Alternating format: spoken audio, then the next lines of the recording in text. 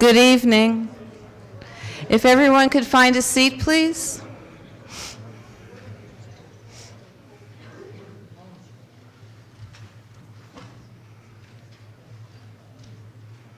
Welcome.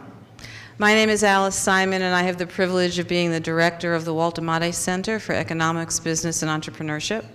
I'm also an economics professor in the economics department, and it is my extreme pleasure to welcome all of you to a wonderful event, the Resource Symposium. This year, we have two wonderful speakers, and I'd like to say hello via live stream to everybody watching at home and to the Alumni Network and to everyone from the local community. So before we begin the program, I would like to introduce you to our president, Dr. Rock Jones.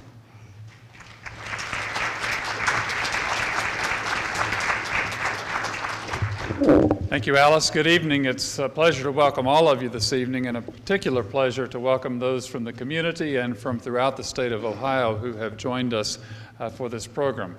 The Walter Matthey Center for Economics, Business, and Entrepreneurship sponsors a number of events throughout each academic year, including the Milligan Leaders in Business Lecture Series, the Heisler Business Ethics Lecture Series, this symposium, the annual Economic Outlook Conference, and occasionally other opportunities for us to gather as a campus and for those from the community beyond the campus to be with us as well. And we welcome you this evening. This symposium, I think, is in its third year, and this year turns its attention to the issue of the environment and the developing world. And in the fall, through the Sagan National Colloquium, we spent a great deal of time on campus thinking about issues related to global climate change. And on more than one occasion, visiting speakers reminded us in that series of events of the deep interrelationship that exists around the planet, around the globe, on matters related to global climate change, and the extent to which the developing world and the developed world are so interconnected on issues related to the environment. So it's wonderful now in the setting of this annual event to be focused on the developing world. This event really has grown out of the leadership of Dr. Andy Meyer from the Department of Economics. Andy is an assistant professor of economics. His research areas include environmental, behavioral, and experimental economics, and he will serve as the moderator this evening. So please join me in welcoming Dr. Andy Meyer.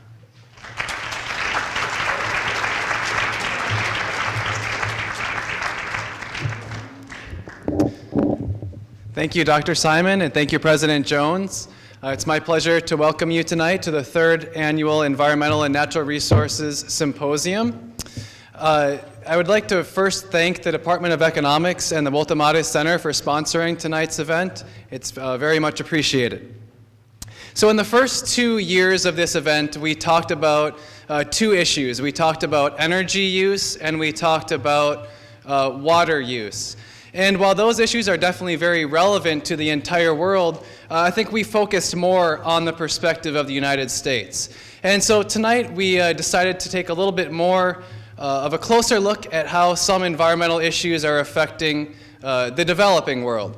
And so you may ask, why focus in on the developing world? Well, I think that we can explain, the relevance of this topic in one graphic here. So what is projected currently is just the world population. If you can read the numbers there, for the world population in 2013, it is 7.1 billion people. The world population is projected to be 9.7 billion people in the year 2050. Now, if you look at the current breakdown between more developed countries versus less developed countries, or the developing world, you can see that currently in more developed countries, countries like the US or Europe, there are 1.2 billion people, and in less developed countries, there are 5.9 billion people. Now, if you project out into the year 2050, you can see that there's very little growth in the developed world. The population is projected to go to 1.3 billion people, whereas if you look at the population of less developed countries, it is projected to go up to 8.4 billion people. And you can also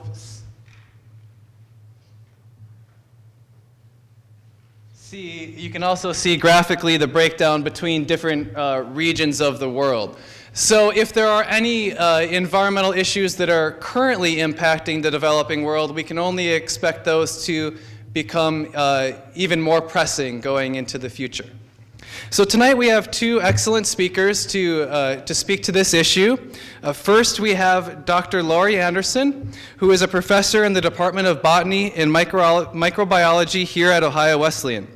She researches in the area of plant physiological ecology, which is the study of links between plant physiology and patterns and processes at community to global scales.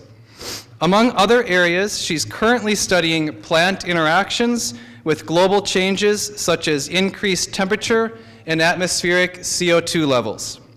She has published numerous articles in peer-reviewed journals and has led travel learning courses to Brazil to study human interactions with the environment. Please join me in welcoming Dr. Anderson.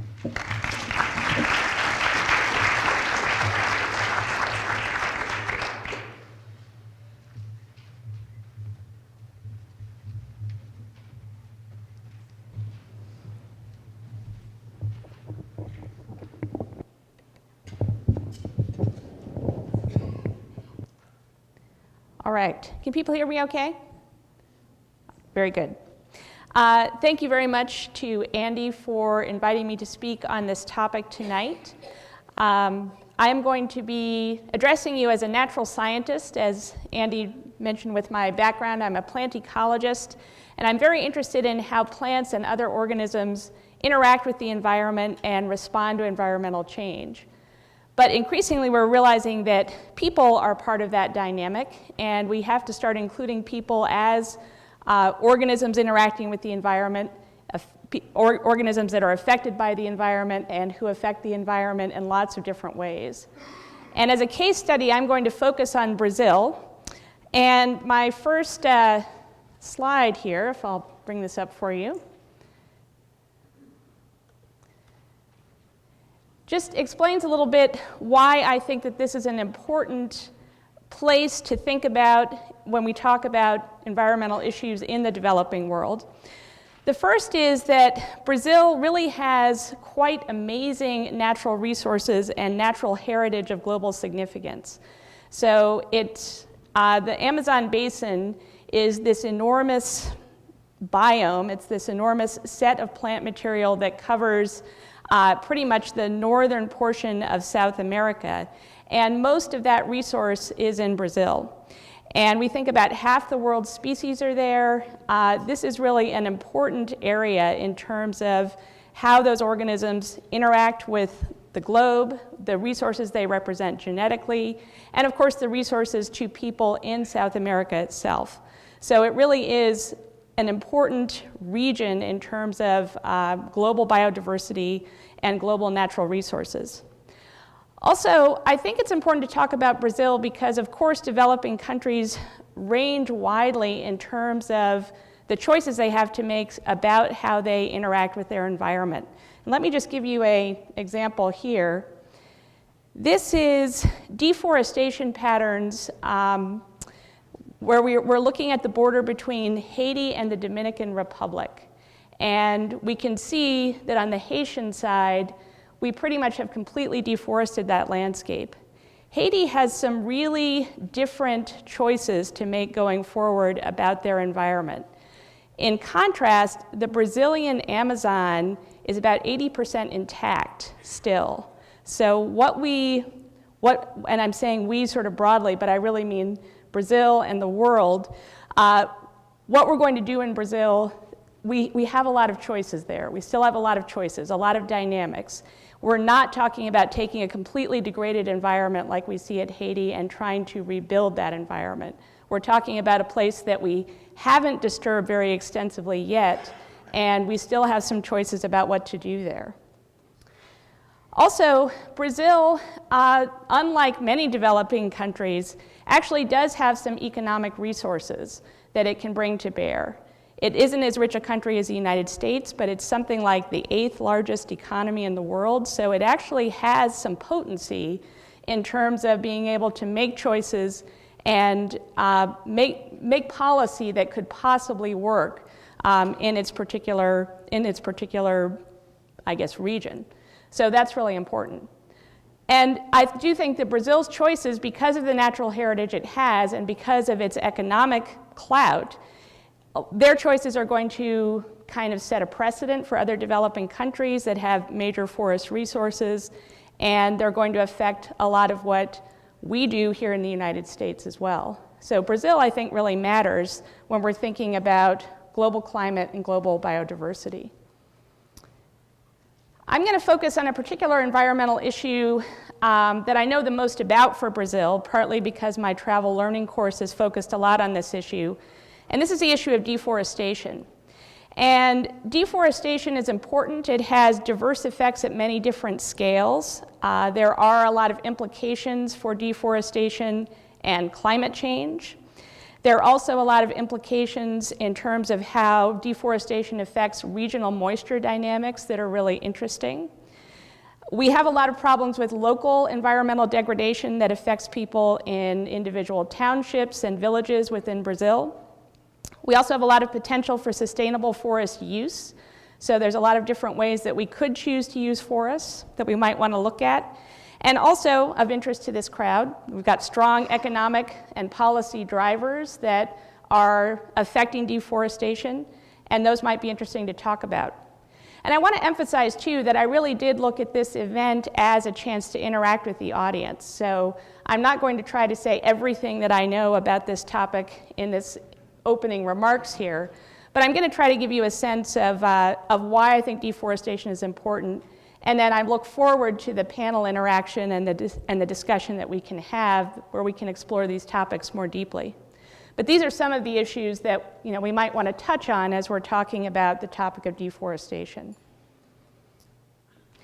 So here is a picture of the Amazon basin. And once again, about 60% of the Amazon basin, which is basically the drainage area for the Amazon River, and all of the forest that is supported by that drainage basin.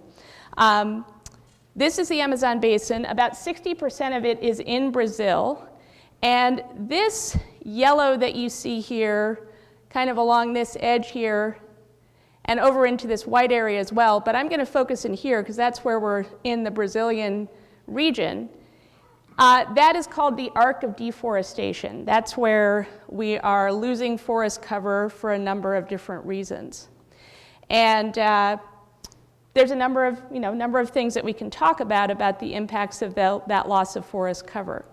But that's where most of the deforestation is happening. And you can see, once again, that a lot of the Amazon rainforest is intact. That's a really important thing. And it's serving as a home for many different species, and it's also affecting regional climate in some interesting ways. It's important to realize that deforestation can happen in diverse ways. One way that they deforest the landscape in Brazil is to take 2 bulldozers, put them about 10, 20 meters apart, take a gigantic chain, and the links in this chain are like this big around. They stretch the chain between the 2 bulldozers and drive across the landscape. And they just mow down the forest. And then that brush will just lie there. They may burn it. They may let it decompose, depending on the land use that they're planning. But there can be some extremely aggressive ways of clearing the forest. And that, of course, is what most of us here in the United States think of in a way, although I didn't learn about the bulldozing until I actually went down there. But we think about sort of clear cutting of forests when we think about deforestation, like the picture of Haiti that I showed you. What's important to realize, however, is that our research shows that actually we have a lot of small-scale removal of single trees happening in the Amazon forest. Actually, we didn't realize this fully, I guess, until this really cool technology came about. Sorry, this is where my science geekiness gets really overwhelming, but this is so cool. So I have a colleague that I was in graduate school with at the University of Colorado, and there's a special radar system that he has helped develop where you can drive it, basically fly it in a plane over the forest canopy. It can pick out individual trees, and you can fly over a forest and then fly over again later and note the removal of individual trees. So now that we have this technology available, which, by the way, he's making available for free to countries in South America with significant forest resources, now that we have this, we can detect that actually there's a lot of small-scale logging going on in the Amazon that we really never realized. A lot of the Amazon logging right now is tracked with satellite, and the satellite can't quite detect these small-scale events. But we have found out that there's a lot of small-scale removal, and we've also found out that when one sort of small-scale logging operation makes a road into the Amazon, that is the perfect incursion for other logging to happen. So what you get is kind of a herringbone pattern with the first logging road and then all these other roads branching off of it. So one road is actually a huge driver of additional deforestation in that area. So we have lots of different kinds of deforestation going on. And I want to emphasize that because the different kinds have different kinds of effects on the environment. So let's talk about fairly large-scale deforestation. This is a picture looking at the potential of different types of vegetation throughout the world to absorb carbon from the atmosphere. As it becomes increasingly clear that human emissions of fossil fuels are one of the drivers of our current climate change, there's a lot of interest in using natural sinks. In other words, vegetation basically looks at carbon dioxide as food. If vegetation can absorb that carbon dioxide, then that's one approach to mitigating climate change. So here are basically the downward pointing arrows are showing you places where carbon is being sucked out of the atmosphere by forests. You see we have significant forests in the United States that do some of this, but here we are in South America with a fairly large sink where those bars are pointing downwards. However, these brown bars pointing upwards are the flux from cutting down forests with that bulldozing type of activity that I was showing you. And notice that the loss that we have, we're pretty much kind of offsetting what the intact forests are taking up. So when people talk about mitigating climate change, there's a lot of interest in simply controlling the rates of deforestation in tropical countries, in developing countries, because that really makes a difference. So that's one of the reasons why we should be interested in deforestation is intact forests take up carbon dioxide, and cutting down forests ends up releasing quite a bit to the atmosphere. And just so you know a little bit more about what this carbon is about, this is just looking at emissions to the atmosphere of carbon. And we're seeing that, in this period, 1980, we had a lot of deforestation going on in the tropics, kind of in this period. It's actually calmed down a little bit recently, but you can see that burning is releasing some of it, but a lot of this stuff I mentioned where the bulldozers go through and just leave the broken branches and things lying, as that decomposes, that also releases a great deal of carbon dioxide to the atmosphere. We also have some regrowth. We shouldn't imply that these forests never come back. So there is some regrowth of forests that actually end up absorbing carbon, but it doesn't end up, compensating for what we're losing to the atmosphere. So the carbon dynamics are a really important part of deforestation. Now, why are we seeing this deforestation happening? This is a graph looking at different kinds of land uses. Cropland for soy is becoming increasingly important in Brazil especially. And pasture is also becoming increasingly important. The reasons that these are becoming increasingly important is that the global diet is changing. As countries get wealthier and can better afford to buy meat, there's a market for meat, there's a global market, and so people are entering that market and using deforested land as a place to raise cattle. Soy is also driving that to some extent. Some of you were at my Great Decisions talk on Friday, and I mentioned that one of the interesting dynamics we have in Brazil is that there's a lot of concern about genetically modified foods throughout the world, in different parts of the world, and there's a demand for soybeans that lack genetic modification. Most of those soybeans are grown in Brazil. So actually the demand for more organic soybeans is kind of driving, to some extent, deforestation. And it was driving it strongly enough that actually there's been a moratorium now placed on deforestation dynamics in Brazil for that reason, to try to control some of that drive to deforest. So cropland is becoming an increasingly large issue for deforestation. Another reason that we should worry about deforestation is at a more regional scale, it turns out there's a very strong effect on the water cycle for the Amazon rainforest. This is one of the reasons that I found it so interesting to study as an ecologist. So here's just a picture of the water cycle, and I want to point out the importance of trees right here in this step in moving water from the soil up to the atmosphere. So transpiration is just the movement of water through the leaves of trees up into the atmosphere. And here's a picture I was lucky enough to take in the Amazon rainforest on one of my trips down there. And you can see a great deal of water vapor in the air. This is kind of proving my point that trees really do move water to the atmosphere. And it turns out that the Amazon rainforest kind of creates its own precipitation. And let me explain a little bit more about that. That's important for our story here. So the way that the water cycle in Brazil works, another thing that's really cool, we have winds coming off the Atlantic Ocean that basically sweep over and onto northern Brazil, over the rainforest. This is one of the reasons we have a rainforest right there, is that wind is coming off the Atlantic Ocean carrying lots of water. That water drops on the Amazon rainforest and creates enough rain for these enormous trees.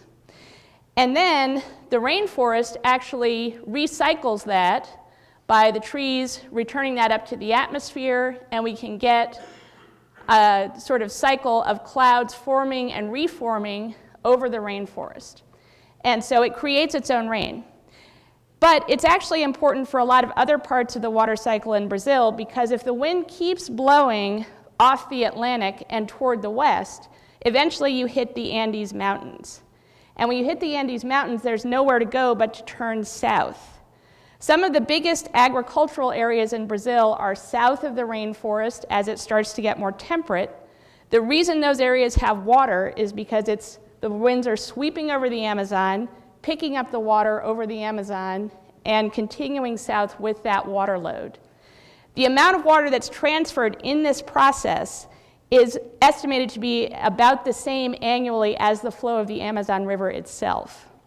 And that means that this sort of L-shaped water cycle coming off the Atlantic, over the Amazon, and down, this has been called the flying river. So the flying river dynamic.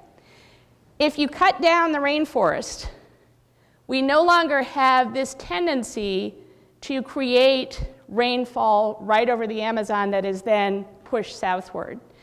And this is not quite so important during the wet season when there is a strong tendency for the winds to come off the Atlantic. But in the dry season, when those crops in the south of Brazil still need water, the rainforest is critical at adding water to the atmosphere and having that go south. So I feel that if we have significant deforestation of the Amazon, the very valuable agricultural commodities of Brazil that are in the south, which are significant, we're getting into sugarcane, soy, coffee, those will not have adequate rainfall. So this is really affecting the regional water cycle for Brazil quite strongly. It's really quite important. Also, here's another interesting, once again, like can't resist. You gotta hear this. So one of the ways that we make clouds is you have to have little tiny particles in the air for those water droplets to attach to. Otherwise, the water droplets just remain kind of up in the atmosphere. They won't condense and come down. But if you have little tiny particles, you can actually get clouds. It turns out burning of the rainforests and burning of various forests affects cloud formation in these interesting ways. One of the things that seems to happen with clouds that come from smoke is that they do not, the droplets in them do not get heavy enough to fall. So you do make clouds from smoke, but not heavy enough to precipitate. So you actually end up with kind of drier situation with the smoke as a cloud forming device. So burning is another huge issue that's interacting in interesting ways. And this is science that is not very well understood. We're still trying to figure out exactly how this works. So I just wanted to talk a little bit more about, just touch a tiny bit on my own experiences. Mato Grosso is one of the central states of Brazil where a lot of this deforestation is going on. And Alta Floresta is a town I've been to a couple of times where there's a great deal of deforestation and a great deal of interest in basically sustainable use of the forest, doing things like harvesting fruits or nuts and so on. It also means thick bushes, so it actually is a fairly densely forested habitat. If we go south in Mato Grosso, we get into a dry savanna habitat that is naturally present. And by the way, all of this area is kind of up on a high plateau. It's called the tablelands. Chapada is the tablelands. And so we have rainforest up here that's doing its cloud forming dynamic, and then we have those winds coming south over the tablelands, which are being pretty intensively farmed. And then we have this amazing, whoops.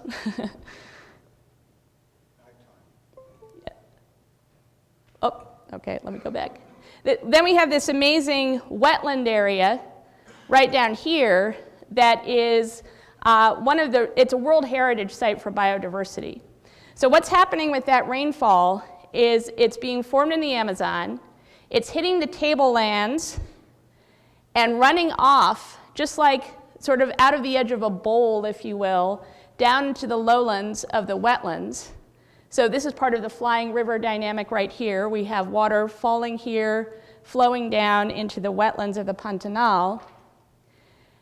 And then the Pantanal is flooding with that water from the highlands.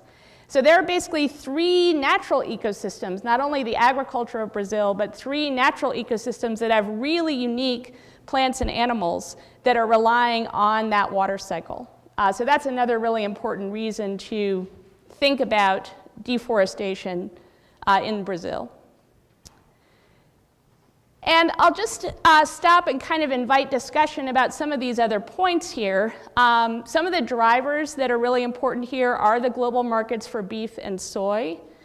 Also, we've had some recent changes to the Brazilian Forest Code. The agricultural, lobbying section in Brazil is very powerful, and they have been trying to change some aspects of land protection in Brazil. Right now, Brazil actually has a pretty progressive and conservation-oriented land protection system where you actually have to leave 80% of your land intact in terms of if you're in a forested area.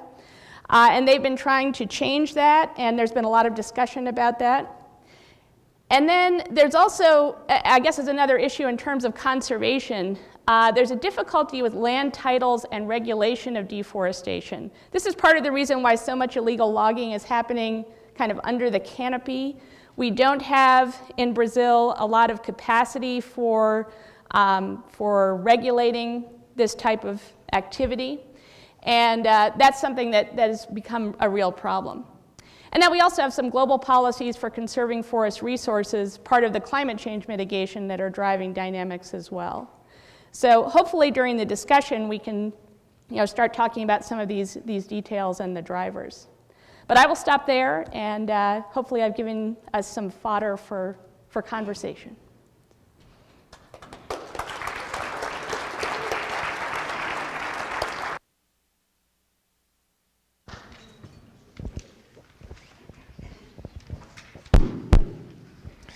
Thank you, Dr. Anderson. So after I introduce the next speaker, who is Dr. Southgate, after he gives his presentation here, we will have a little panel discussion in which we'll have a chance maybe to ask a few questions of each other, and then after that point, we'll open up the floor for questions from the audience. So our next speaker is Dr. Doug Southgate. He is a professor in the Department of Economics at The Ohio State University. He specializes in the study of natural resource issues in the developing world. He's worked in 18 Latin American, Caribbean, and African nations and has written widely on topics related to the developing world, including a book titled The World Food Economy. And as I understand it, he's also currently working on a book related to the banana trade. Right. That's right. So please welcome Dr. Southgate.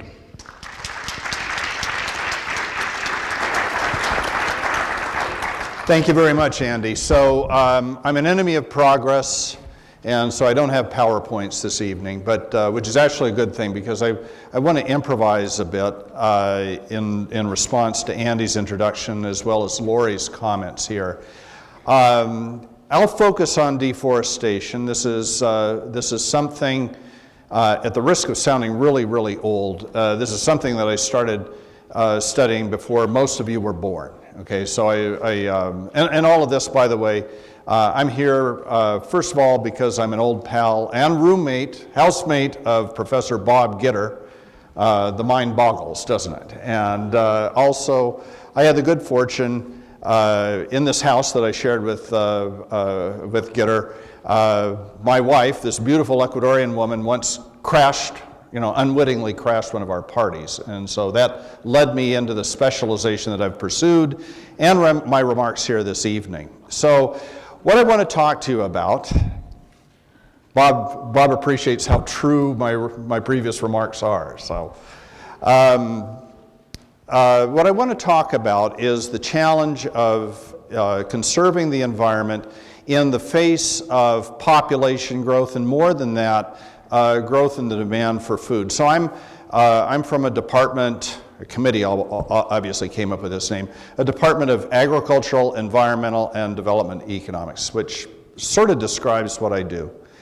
And as Andy mentioned, I've collaborated with a couple of colleagues on a book about the food economy. And I got into this not because it was my graduate specialization, but I came to it, it's more than anything else because it's a compelling story. Andy mentioned the demographic trends looking out toward the future. Our numbers, human numbers, just crossed 7 billion last year or the year before. And they're on their way up to a little more than 9 billion at mid-century. What was the source of the 9.7 billion, by the way, Andy? Do you remember that one? Because usually they say 9.2, 9.3 billion. That's the sort of the median. But I'm not going to flunk you on that question. Yeah, Wikipedia, of course. Don't tell your okay. So that sounds like an enormous challenge. But one thing I want to put on the table for us here today, this evening, is that the world has met challenges of agricultural development in the past. Without destroying the resource base, and done it in ways that are significant. Just to put this in perspective, let me just give you a little bit of demographic history. Let's go back to 1798. Why 1798? That was the year when Thomas Malthus, the first professor of political economy, as it was called then, professor of economics, wrote his book on population. And at that time, human numbers were actually not quite 1 billion. Well, our numbers went from 1 billion at the turn of the 19th century to about 1 2/3 billion at the turn of the 20th century, so a little more than 100 years ago. And population growth was accelerating. By the way, population growth was accelerating not because, as Nicholas Eberstadt of the American Enterprise Institute puts it, not because we were breeding like rabbits, but rather because we were no longer dying like flies. The main impetus for our increasing numbers is that communicable diseases that used to account for most mortality no longer do so. So life expectancy has gone up, infant survival has gone up, all these good things have happened. But as these things have happened, our numbers have gone up. So just again, continuing with the timeline, 1.65, 1.67 billion people in the year 1900, and that's up from 1 billion to, so about a two-thirds increase during the 19th century. We were up to nearly 2.5 billion people in 1952. What happened in 1952, Bob? What's significant about that year? That's when I was born. Okay, so 2.5 billion or thereabouts in 1952. I am that old, and then numbers really started to go up. We went from 2.5 billion people in the middle of the 20th century to 6 billion people at the end of this century. So that was unprecedented growth. Unprecedented, it was certainly more than a 100% increase in just a 50-year time span, and 3.5 billion. Unprecedented all around compared to what had happened before, also compared to what will happen in the future. So we're going to go from about 6 billion people at the turn of the 21st century. So we went from 2.5 billion in 1950 to 6 billion in 1999, and then 7 billion last year. We're looking forward. Actually, the increase in human numbers during this half century, it'll come in second place. It's substantial, as Andy was telling you, Professor Meyer was telling you. And Population Reference Bureau, bunch of alarmists. But the peak increase was at that time. That was also at the time, the late 20th century was when formerly destitute nations, led by China. We forget that 40 years ago, China was actually the poorest, hungriest part of the world. It was poorer and hungrier than Africa at that time. And since then, the demand, China, well, starting with reforms pushed by Chinese peasants, by the way. I always object when I hear these interpretations of recent Chinese history in terms of enlightened communist leaders like Deng Xiaoping and so forth, and they came up with a household responsibility system. Actually, no. This happened right after Mao Zedong did the greatest favor he ever did for China, which was die, precisely. Mao Zedong, who was personally responsible for more deaths than anyone else in human history, 35 to 40 million people, depending on whether I won't get into the details. 35 to 40 million people at least died during the Great Leap Forward. And so Mao had to depart from the scene before China could be liberated. And once he was gone, then Chinese peasants started pushing the envelope of what the communist system would tolerate. Deng Xiaoping's genius was simply to recognize that he couldn't stop it. And once he and his colleagues decided that, then China's modern economic growth began, and that added to the demand for food. Safe to say, the demand for food went up, I don't know what to say, 150, 175%, maybe 200% between the year 1950 and the year 2000.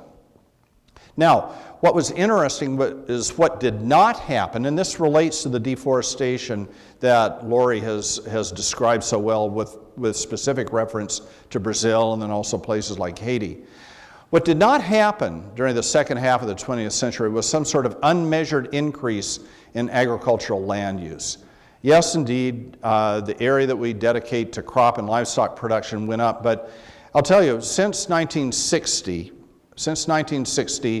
total agricultural land use, mainly for pasture, by the way, has gone up by about 40%. That's considerably less than population growth, and even smaller relative to demand growth. And again, with demand growth, we have to take into account what Lori was referring to, the fact that people are no longer so destitute as they become less destitute, no longer necessarily, well, not necessarily prosperous, but less destitute, and so their demand for food goes up. Particularly what goes up is their demand for livestock products.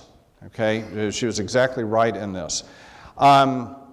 So during that period, yes, cropland and pasture went up, or grazing land. Actually, I need to correct myself. Grazing land, it went up around the world very, very little. Only about 5%, or 10% between 1960 and today. Cropland, there was a larger relative increase, but there's actually a lot more grazing land than cropland. So the overall increase was actually pretty modest, maybe about 20% when you put them all together.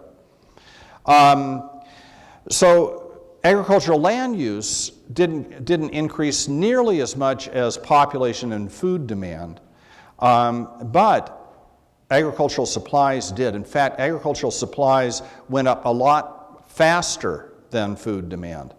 And we know this because of the simplest of economic indicators, which are prices. Those of you who have taken an economics class from Professor Meyer, Professor Gitter, or any of their colleagues here in the department know that price is a fundamental indicator of economic scarcity. And it reflects the interplay of supply and demand. So if demand for food were going up faster than supply, then what would we expect price to do? It wouldn't be correct for inflation, but prices would be going up. But in fact, what happened between 1950 and the late 1900s is that prices for food went down, and not by a little bit, but by a lot. Prices for our staple cereals, which account, when we count the grain that's fed to livestock, as well as the bowls of rice and noodles, the loaves of bread that we all eat, the direct consumption of grain, in other words. We add all that together, we're talking about 60% or more of the human diet. So keep that in mind when you appreciate this fact that inflation-adjusted prices for grain, so-called real prices, went down by 75% between 1950 and the middle 1980s. So that was a tremendous economic accomplishment. What this is telling you is that the agricultural sector is capable of responding to increased food demands related in part because of the simple increase in the number of mouths to be fed, but also relating to improved economic living standards, economic incomes that translate into greater per capita consumption. You have to add all that up to figure out the demand trend.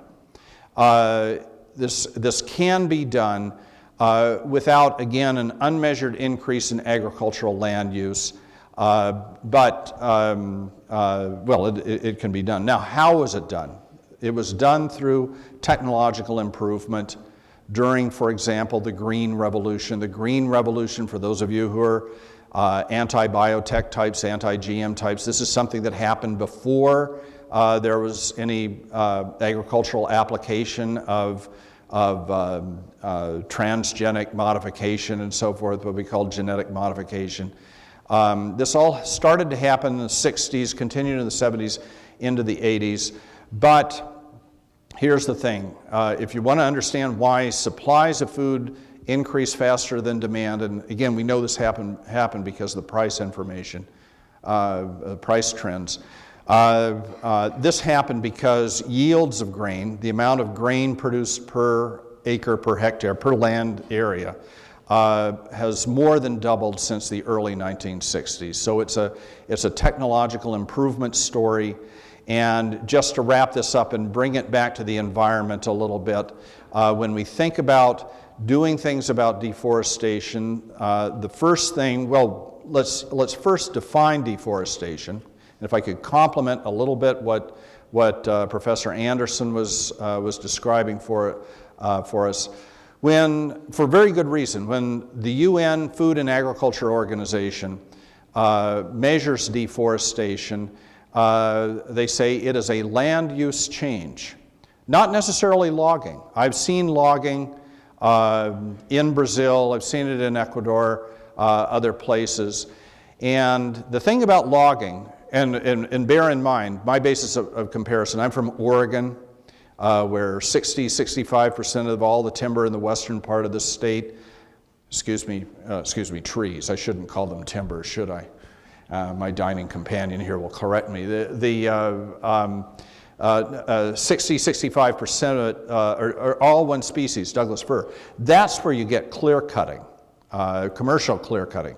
In Haiti, you get clear cutting because you have a desperately poor population that will, as one person who worked in Haiti quite a bit said, any shrub or tree with a diameter of this big or greater gets chopped down for firewood. So that's something completely different. But a tropical forest is not like a Douglas fir stand. It is, well, in a word, it's biodiverse. You have many, many different species. Frankly, from the standpoint of a commercial logger, most of them are perfectly useless in terms of timber. There was a proposal back in the 60s, some German industrialist named Ludwig, this sounds ominous, wanted to set up a paper plant. He was going to pulp everything in sight in the Amazon, and you'll be happy to know the whole thing went belly up. It just wasn't practical. I'm getting around indirectly to the message that most logging in the Brazilian Amazon and other tropical settings is extremely selective. It starts, for example, with mahogany, and the incidence of mahogany trees is very, very low. You might find one, maybe two of these mahogany trees every hectare, every 2.5 acres, something like that. So the logging is not necessarily, often not the problem, it is the land use change. And again, this is what the FAO, the Food and Agriculture Organization of the United Nations, focuses on.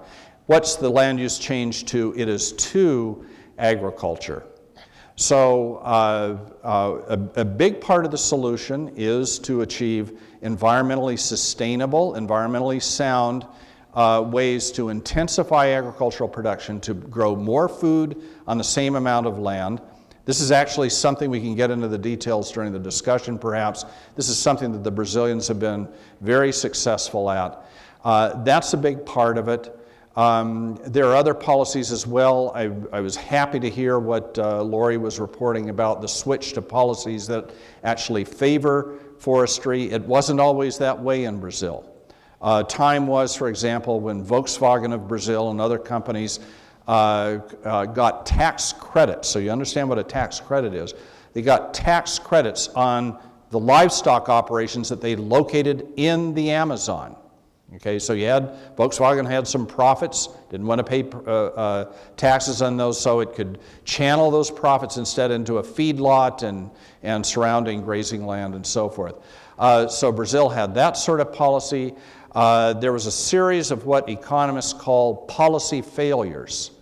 Policies that create, actually they're lose-lose policies. They create economic inefficiency. It wasn't very efficient to put a cattle feedlot in the middle of the Amazon, but at the same time it's environmentally damaging. So there were lots of these policy failures in Brazil, sort of a violation of the economic equivalent of the Hippocratic Oath. First of all, do no harm. They were not doing that. But I would say, well, just to wrap this up, because I think we need to move quickly to the discussion, technological development resulting from, research and development of the sort that the Brazilians have come up with. Professor Anderson mentioned their soybean industry. This was largely a creation of the Brazilian Agricultural Research Institute, Embrapa, that came out with soybean varieties that do very well in hot, sandy soils, basically in Cerrado soils, not so much in the Amazon basin. But insofar as organizations such as Embrapa come up with good agricultural technologies that are particularly well adapted, not to tropical forest settings. You don't want these new agricultural technologies to be launched in places where trees and other natural vegetation now stand, but instead in places that are already cleared, of which Brazil has a lot. Remember, Brazil is enormous. Had Secretary of State Seward in the 1860s not purchased Alaska, Brazil would have a larger national territory today. In other words, I'm trying to say that Brazil is larger than the contiguous 48 states. So there are plenty of places, plenty of opportunities in Brazil. As Professor Anderson said, this is a country with resources. There are options there. It will be possible, particularly now that population growth is decelerating in most of the world, not all of the world. We could, if we had time, talk about the place where population growth is still a very considerable problem. That is not Brazil. It's not most of South America, for example. Instead, it's Sub-Saharan Africa, some South Asian countries, some Central Asian countries, and so forth. But the options are there with good policies, and I guess this is the hopeful note with which I'll end, with good policies, including governmental support for agricultural R&D. The challenge of meeting the food needs of this population that's growing, as Professor Meyer indicated, this challenge can be met.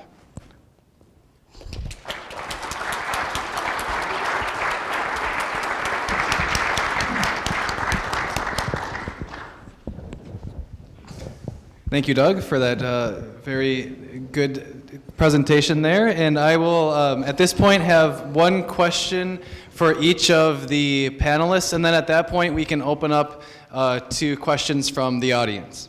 So my first question is for Dr. Anderson, and I'm wondering, so from the perspective of maybe the global community, I think we would like to see deforestation slow down or stop completely in Brazil, right? That's for the good of the global commons, you might say. But from the perspective of a typical Brazilian, it might not be as simple as that. And so I'm wondering if there are any ways that we can think of that would give economic opportunities to Brazilians while at the same time giving an incentive to protect the forest. So in other words, are there ways that we can line up the incentives for the Brazilians to be in line with what we would like to see as a global community? Yeah, that's an excellent question, and we did look into this we talked a lot about this on our trips to Brazil, and I guess I would point to a few different things that we learned. One is that I mentioned Alta Floresta. This is a town that has a very strong agricultural heritage. It's in the northern part of Mato Grosso, right in the arc of deforestation, where a lot of the Amazon jungle is being removed for various reasons, cattle ranching being kind of the big driver. And we talked with local farmers and business people. We talked with business people who are really focused on sustainable businesses, using forest products in a less destructive way or a more sustainable way, harvesting small amounts of forest products and then selling them in various handcrafts. We went to an ecotourism type of establishment, and that did seem to have a lot of interest and potential for the people in that particular region. We also talked with a cattle rancher when we were down there who was really emphasizing that he felt like, well, and this is another interesting aspect of policy, he felt like there had been policies in Brazil that was really encouraging people from the south of Brazil to come north to the Amazon region and settle there and develop the land. But he was arguing that many of the people coming from that region didn't understand some of the seasonal cycles of the rainforest. And he mentioned, for example, that in order to be more sustainable in cattle ranching, as Doug just mentioned, you really need to, if you want to use the same land over and over, you really have to manage your herd so that the land will support it during the dry season. And this is not what a lot of people from southern Brazil understood. As he mentioned, Brazil is huge. There are tropical parts and there are parts that are more temperate. And he was saying, you know, we're learning more about how to carefully manage land so we don't have to keep clearing it and we can keep it productive for the herds that we have. So I thought that had quite a bit of potential. Just learning more about how to properly manage the land. Also, there's a lot of problems I mentioned with land titles. We have people from southern Brazil coming into the rainforest and not really knowing who owns what parcel of land. There are not very good surveying. And I think if we had a little bit clearer land ownership, people might take better care of it because they know it belongs to them and they know exactly where it is. And there are some NGOs working in Alta Floresta who are focused pretty much on land title. how can we make sure that this piece of land is actually yours and not yours? And that was fascinating to me, that simply, since we weren't quite sure where the boundaries were, people were not as careful about how they managed the land. So those are some things that I learned. So just maybe one follow-up question there that I thought of as you were speaking. Many of us may have heard of the so-called RED policies, RED standing for reducing emissions from deforestation and degradation. And I'm wondering if you, in your experience, saw or heard about any of those programs taking place in Brazil. So these are the programs where maybe more developed countries will pay a country like Brazil to protect part of the rainforest.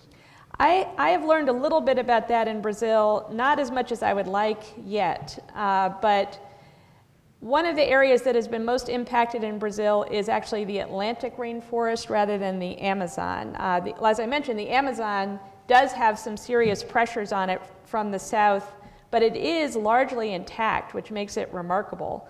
But the Atlantic rainforest has been very much impacted, and I have learned about some RED projects where they're basically paying to have those areas preserved, and that requires very careful measurement of the carbon in those particular sites. The argument that in this particular project, there was some concern that the money coming in to preserve that area was not going back to the local community, even though it was the local community who was doing a lot of the diameter measurements and ways of measuring carbon. So I am curious to see whether the inputs of money from RED are really helping the local people. And that's not an answer I have yet from what I've learned. I think that's still under discussion Right. under the international community, right? Right. Okay, great. Thanks. And so now I next have a question for Dr. Southgate, and it relates to food production and GMOs versus non-GMOs. And so I'm wondering, some people are very against genetically modified foods, and I'm wondering, in your estimation, is it possible to feed global demand for food if we were to go away from genetically modified? No. In a word. Yeah, let me, I used to labor under the misapprehension that agricultural biotechnology, genetic modification was in part a rich country luxury. And I was disabused of this notion when a few years ago, along with a colleague, I prepared a report on agriculture in the part of the world that's really hurting, where total fertility rates, the number of births per woman, remain really high. In most of the world, including Brazil, for example, the number of births per woman is actually lower than in the United States. It's about 1.92 births per woman, which means that population growth has absolutely nothing to do with large family size. And this is true of most of the emerging economies of the world. This is true of not just China, which has the one child per family policy. For the time being, they're going to get rid of that policy, which only applies in urban areas, but also Thailand, Iran of all darn places, Turkey, Mexico, and so forth. All these countries have essentially solved their population problem. But in contrast, there is sort of the, as the UN Population Division, which is the source of all the demographic information we use, the UNPD has identified the 47 poorest countries around the world. And in these countries, they're still far, far above the replacement level of 2.1, 2.2 births per woman. The average for the poorest 47 is about 4.4, 4.5. That is a really high total fertility rate. These are places where the population problem is not solving itself, as is the case in Brazil. And so this is where I guess what I'm getting at here, the big difference is not so much between the affluent global north and the global south. The big division is within the global south between the so-called emerging economies, the Brazils, Turkeys, Mexicos, Thailands, and so forth, and these really poor countries, mostly though not exclusively in sub-Saharan Africa, also in South Asia, places such as Nepal, also in Central Asia, Afghanistan and Uzbekistan and so forth.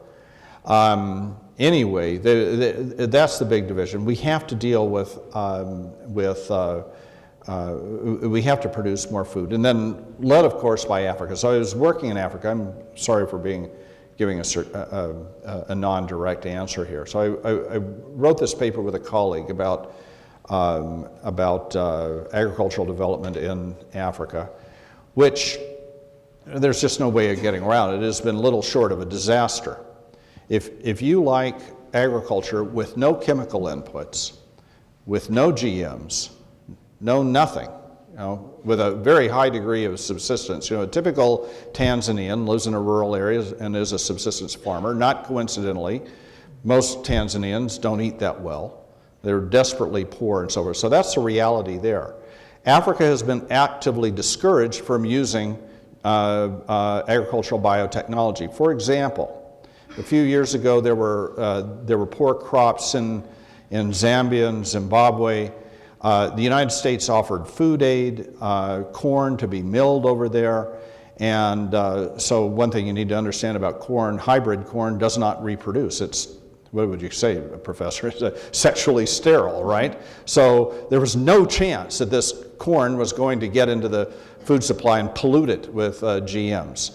And moreover, it was going to be milled. It was going to be ground into flour to be eaten by people. So there was no threat of GM. But what did the activists do in Europe? They said, you accept, you to the Zambians and Zimbabweans, they told these governments, you accept this food. We will make sure that when and if the day comes that you have agricultural surpluses ready to export, we will not allow them into Europe.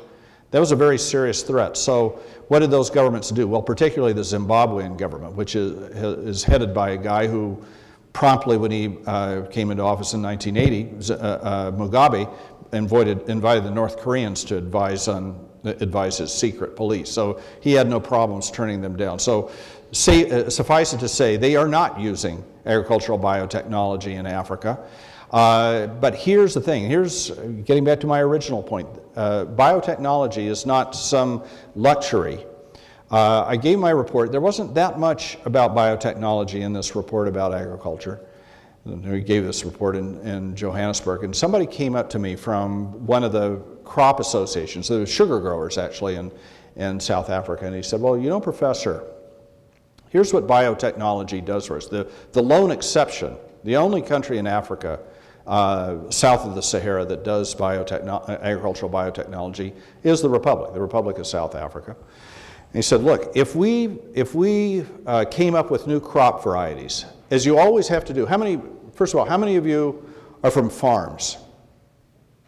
Tom Price is from a farm, I know that. Farming is always a treadmill. You're always fighting nature. It is a suppression of nature, and so there are always pests being developed and so forth. You always have to be developing new varieties and so forth for disease resistance or drought tolerance or something like that. Here's the thing, if you don't use biotechnology, in the case of sugar in the Republic of South Africa, 11 years are needed through conventional sexual breeding, pairing and then repairing and so forth. 11 years are needed to come up with a new crop variety. As he said, the South African Sugar Association, using biotechnology, are able to come up with a new variety in a year.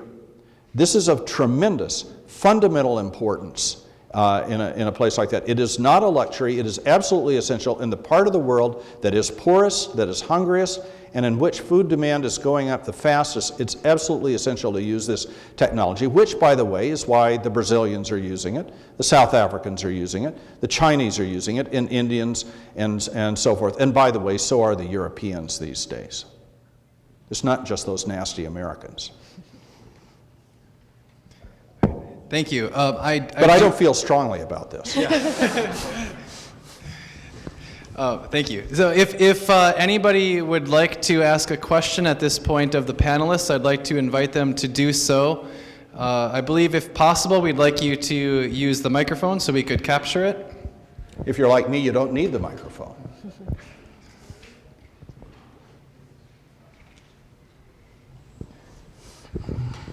Hi, this is Dr. Arvind Kumar. I'm from Ladies Ram College, University of Delhi. So it was wonderful presentation. So it was great, great case study of Brazil. I just want to know a very generic question about is there any commonality that South Asia, you address a couple of issues like issue of population, issue of agriculture. If you look at Indian economy, so Indian economy by and large is based on agriculture. So do you find any commonalities that Indian or South Asian can learn several lessons from Brazil? Thank you. I think the short answer to that one is no. India was the epicenter. South Asia was the epicenter for the Green Revolution. And the Green Revolution was built on biological improvement, the development of wheat and above all rice varieties that responded to applications of fertilizer and water and so forth. This was a technological adaptation. Well, first of all, the output there were the staple foods of Asia. 50 years ago, Asia, as I mentioned a moment ago with reference to China, Asia was the hungriest part of the world, so this is where the Green Revolution was most needed. But this agricultural adaptation of raising yields was particularly urgent in places with high rural population densities, or another way to say that is places, I'm not doing this, am I? Places with not much land. Brazil is sort of the opposite. You go through southern Brazil, and so south of Mato Grosso. Why don't you turn off that microphone? Okay. Let's turn off that one temporarily. Is that better? Okay. You go through southern Brazil. Well, Brazil, first of all, keep in mind that it's as large as the 48 contiguous states. A smaller portion of Brazil's population is rural than in the United States. So in Brazil, it's about 90%. In the south of Brazil, it's 95% of the population lives in cities and towns. And so from an Indian perspective, the rural areas are depopulated. Now, the thing in common is that both India and Brazil have very strong agricultural science. World-leading universities and agricultural research institutes that do this sort of thing and that are delivering the goods. There's probably more resistance to genetic modification in India. I think about 3 years ago, a genetically modified eggplant was developed. The Indian farmers are already using GM cotton, for example. But the government, at least as of a couple of years ago, was not approving use of this eggplant, which is an important crop in India. But the science and technology base is there, and that's a legacy of the Green Revolution. It's why India didn't experience the mass starvation that Paul Ehrlich was predicting in his 1968 population bomb. So the commonality, I guess, so the circumstances in terms of resource availabilities. My gosh, if you knocked an Indian on the head and delivered him to Brazil, he would think he was in heaven with so much land. But very strong science in both places. Another comment I'll make in response to that question is I'm not very familiar with issues in Asia, but I did see a talk presented by some folks from India who estimated that India would have to increase its energy production by 7 times to meet demand by 2050, given the rise in affluence of its population.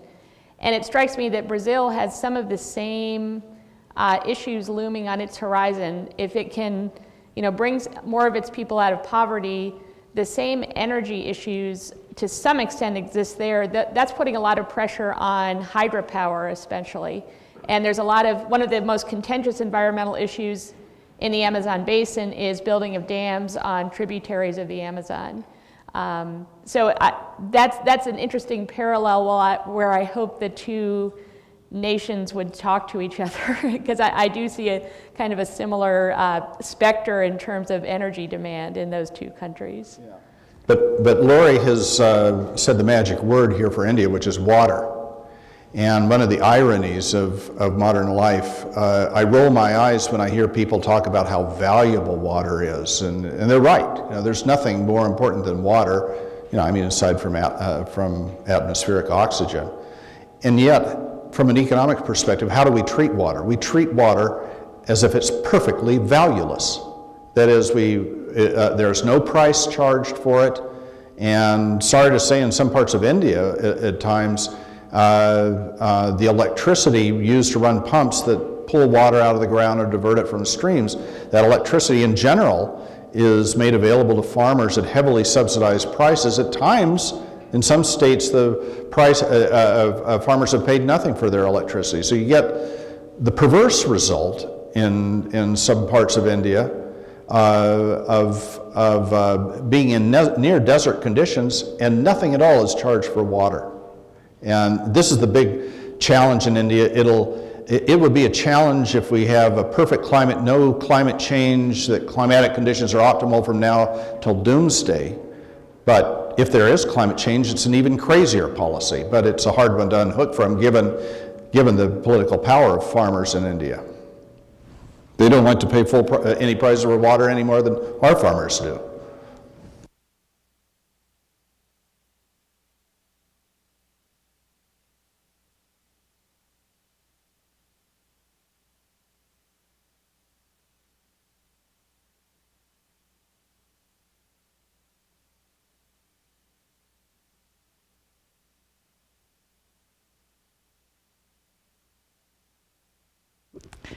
Technology escapes me. Barbara McLeod and I have several international business students with me here tonight, and we are focusing this semester on Africa. And I'm wondering if you could talk any more about the environmental issues and concerns facing countries in Africa.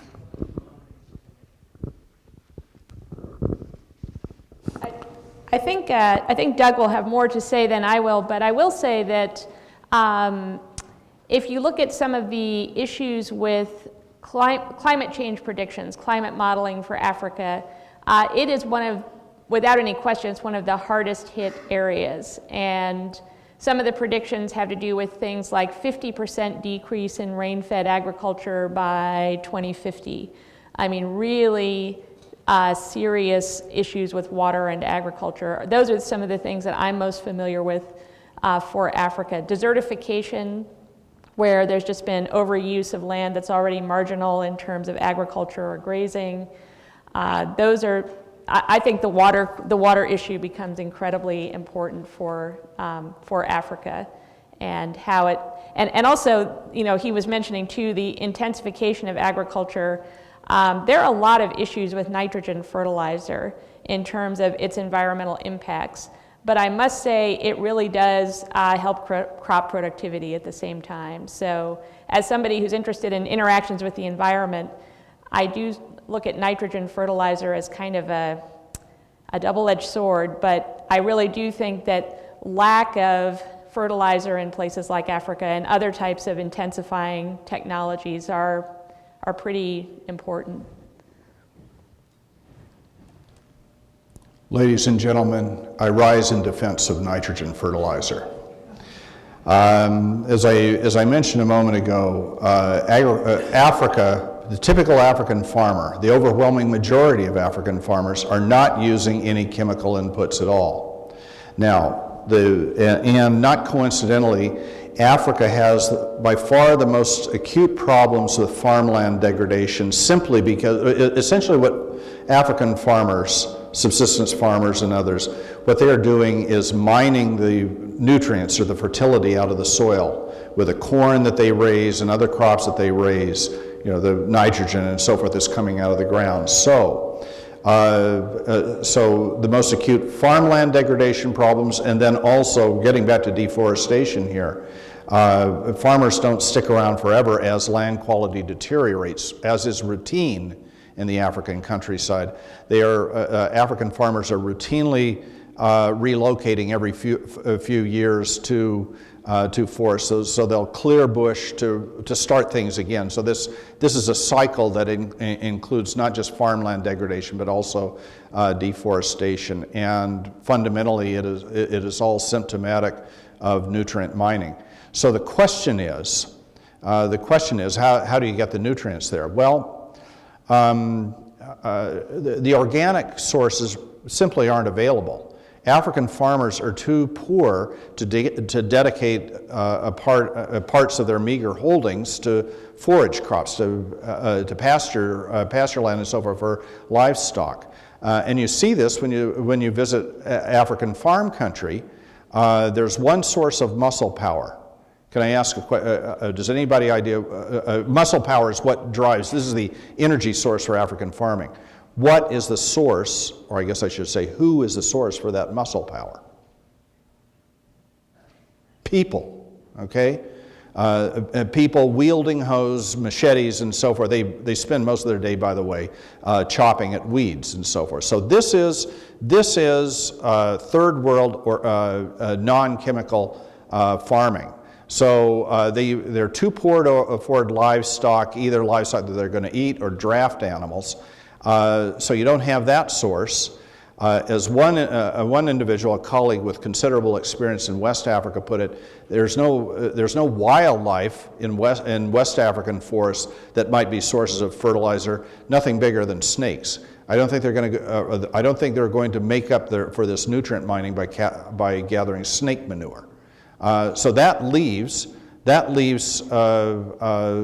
products of the Faber process for synthesizing nitrogen. There simply is no alternative for this unless you prefer mass starvation. In terms of, I'm not trying to shock you, not entirely, but these are the choices here, and this is the choice in most of Africa. There are, when you look at the success stories, say the cut flour production and the fruit and vegetable production that accounts for up to $500 million a year of exports from Kenya and so forth. There are these pockets of development, pineapple production and so forth in Ghana. These are pockets of development where you have a combination of relatively good soils, some water resources available, and significantly a transportation outlet. You need the airport in Accra, or you need the airport in Nairobi, or if we're talking about Ethiopia, Addis Ababa, and so forth. But outside of that, you're in this situation that I'm describing of low input, low fertility, nutrient mining that's going on, and this just has to be broken first and foremost with transportation development. Africa is a very large continent. Most of it is lightly populated, which makes road and bridge construction a challenge, or paying for it a challenge. But it's hard to picture development happening there without more of what we call modern inputs. Oh, excuse me, but before I forget, the nutrient mining also leads to erosion. So if you take out all the fertility from the soils, then plant growth, even of weeds, is too sparse to protect soils from the driving tropical rains during the rainy season. So you simply accelerate soil erosion even more. So nutrient applications, so-called artificial fertilizer applications, is actually a conservation measure to get the plant growth that you need for soil protection. I believe we have a rebuttal in the front row. My dining companion, yes. Yeah, I'm back. So I guess I have a statement, and I want the two of you to either agree or disagree, or... I disagree. You don't even know what I'm going to say yet. Yeah. Okay.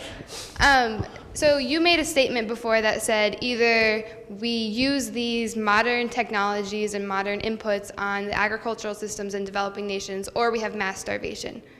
Now, I have to disagree with that statement alone. Maybe there's some things that you said that I agree with, but that alone I disagree with, because if we have the ability to fertilize soils in a healthy ecosystem and raise plants and thrive as human beings in this ecosystem prior to the input of corn and soybeans and sugarcane, as you mentioned, don't we have the possibility of replicating these natural ecosystems to create locally based food sources instead of importing and exporting across the globe unnecessarily? And I guess that was a question more than a statement, but... Do you want to take it first? I'll take a stab at that. That's an interesting idea. I think, well, I'm very in favor of looking at as many alternatives and efficiencies as we can, because we know that there are some environmental impacts of intensive agriculture and industrial agriculture. I mean, that's very well known that there are negative environmental impacts.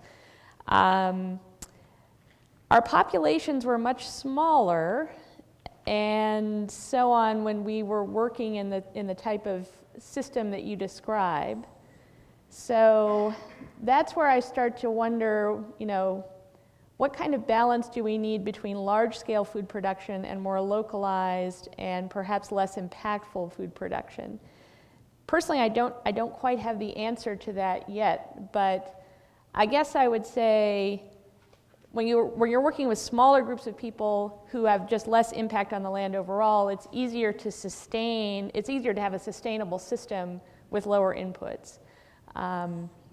Also, it's just interesting in terms of what we demand now in terms of, I do think we'd have to make choices about the types of diets we would eat and the type of dinner we had tonight was extremely, extremely delicious, but also extremely imported and non-local and impactful on the environment. Would it be okay, to have sort of like squash puree that we had preserved from our organic garden as for dinner tonight? If that's okay, then we can have a different kind of food system. But if that's not how we want to do it,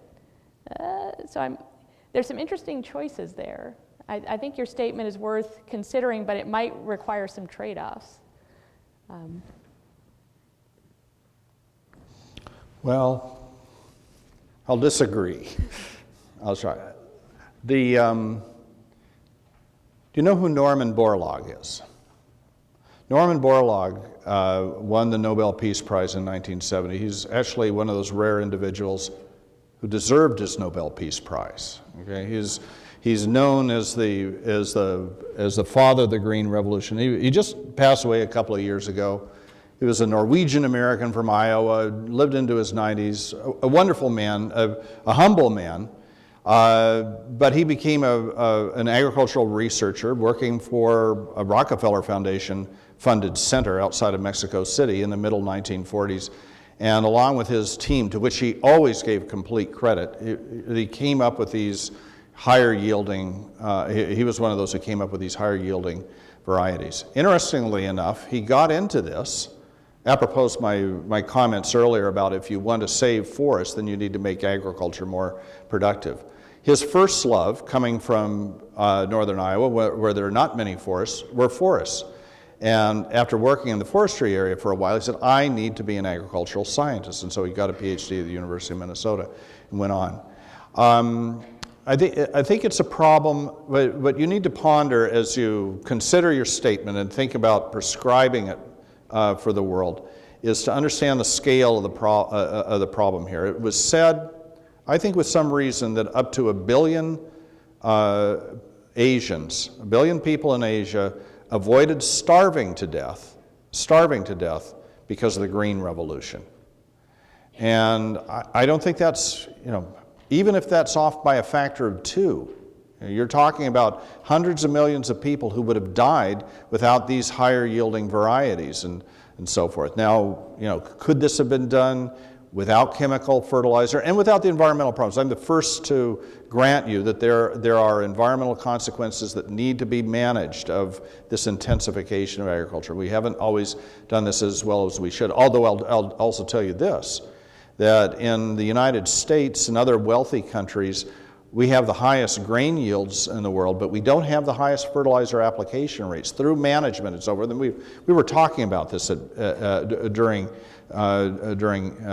dinner, about how basically it's a matter, if you want to reduce the chemical inputs and therefore the chemical pollution associated with agriculture, you're basically talking about substituting know-how and so forth. And it can be done. In fact, in certain ways, we're on that path in the United States.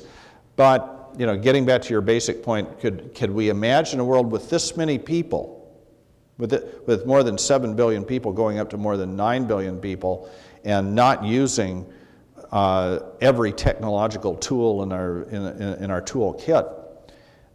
Frankly, it's tough for me to imagine. Thank you. I think we have time for one final question.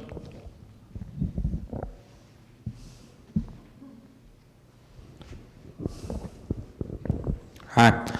I was wondering, just getting back to Brazil, so I'm making an assumption that it is rather difficult to live in the rainforest, especially if you want modern amenities. and that because the world population is growing in general, I assume that Brazil is somewhat booming. People are, no? Not really. Okay. It's really slowing down. All right, well, let's just hypothetically say that might be in the future if it might grow. Oh, yeah. Would you be able? The rate of growth is really trailing off. Okay. Yeah. But would you be able to just accommodate living space just for like people to live in Brazil? That's not the problem in Brazil. They have lots of room. Yeah, I agree that Okay. they're pretty land rich. I mean, once again, that's one of the reasons why they're so interesting is I think there's a lot of flexibility there for making, really sort of creative choices for conservation versus kind of, just kind of expanding. I mean, there's a lot of land and there's a lot of flexibility. But was that your question? Yeah, I'm just, Okay, all right. if that were to ever become a problem though, like, would there be a good way to balance this sort of? I think there's more, like I mentioned with the energy demand, I'm more concerned about as people's lifestyles and living situation improves, they're going to demand more resources of just various kinds. And I think that would start to impact the natural systems in Brazil more than simply expansion of the population. That would be Yeah, well, energy is an issue. Professor Anderson, you're exactly right. So the first time I went to Brazil was in the late 80s. And it was still at that time, I wouldn't necessarily say a predominantly poor country. It is definitely not a predominantly poor country today. It's a lower middle class country. Of course, by our standards, it's not that wealthy. But going from poverty in Brazil to being lower middle class, as most of the population has done, does have implications for energy. A typical Brazilian household has appliances, refrigerator, and it has some sort of motorized transport, at the very least a moped, but even lower middle class families have automobiles and so forth. So the energy demand is definitely going up. Now the interesting thing about Brazil, this is a very interesting contrast with Mexico. In Mexico, where you have a state oil company that was established in 1938 with a nationalization of U.S. and British firms, a state oil company set up on strongly nationalistic, socialistic lines that Pemex, that's the Mexican company, it's not allowed to do joint ventures, and therefore it is not getting the technology available for oil discovery.